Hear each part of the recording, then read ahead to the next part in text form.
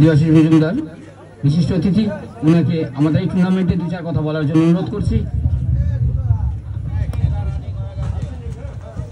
প্রথমে ধন্যবাদ জানাবো এখানকার যা ভাই এবং দাদারা সামান্য এক চাওয়ালাকে এত সম্মান দেওয়ার জন্য। আমি এক বাংলার ছোটখাটো একটা সামান্য চাওয়ালা, এই চাওয়ালা দেখিয়ে দিল একটা চাওয়ালারও কত সম্মান থাকতে পারে।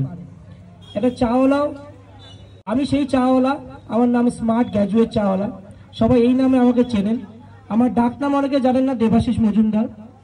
তো আজকে আমি স্পিচলেস এই কারণে যে আজকে আরজি কলে যে ঘটনা ঘটেছে, একজন মেয়ের বাবা হিসাবে আমার একটা ছোট্ট সন্তান আছে যে যার বয়স মাত্র 3.5 বছর বয়স। আমি এর ঘোর নিন্দা জানাই এই ঘটনাটাকে, বা প্রতিবাদ জানাই। এরকম সোশ্যাল ইনফ্লুয়েন্সার হিসাবে আমাকে সবাই জানেন, সে আমার পেজে প্রচুর ভিউজ আছে, 1.5 মিলিয়ন মানুষ আমাকে দেখেন ডেলি। আর সেই বিষয়ে আমি ডিসাইড করেছি এই অপরাধীরা যতদিন শাস্তি না পাবে ততদিন আমি এই চুল, আমার এই দাড়ি আমি কাটবো না।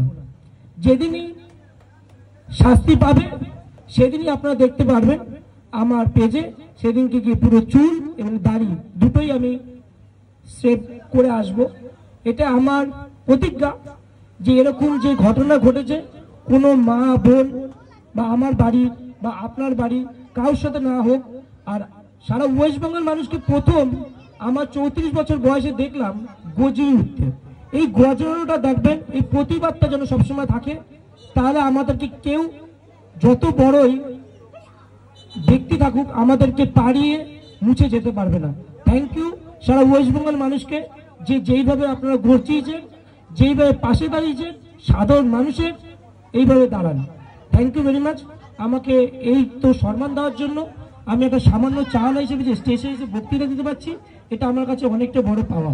থ্যাংক ইউ ভেরি মাচ এখানকার কর্তৃপক্ষ যারা এত সুন্দর খেলা পরিবেশন করেছেন। আর খেলা দিন দিন কিন্তু ফুটবল হারিয়ে যাচ্ছে। আপনাদের একটাই কথা বলবো, বোন, দিদি, কাকিমা, মা যারা আছেন, আমাদের মোবাইল ছেলে মেয়েদেরকে দেওয়ার সাথে সাথে না একটু মাঠে নিয়ে একটু খেলার। আজকে আমরা কিছু না হলে কার্টুন দেখিয়ে দিই, আর একটা না একটা ছোট্ট একটা মোবাইল দিয়ে বাচ্চাদের কান্না থামাই। একটু মাঠে পাঠান, কিন্তু মাঠগুলো খুব কান্না করে বাচ্চাদের জন্য। এটাই বলার, একটু খেলাধুলার মধ্যে রাখুন।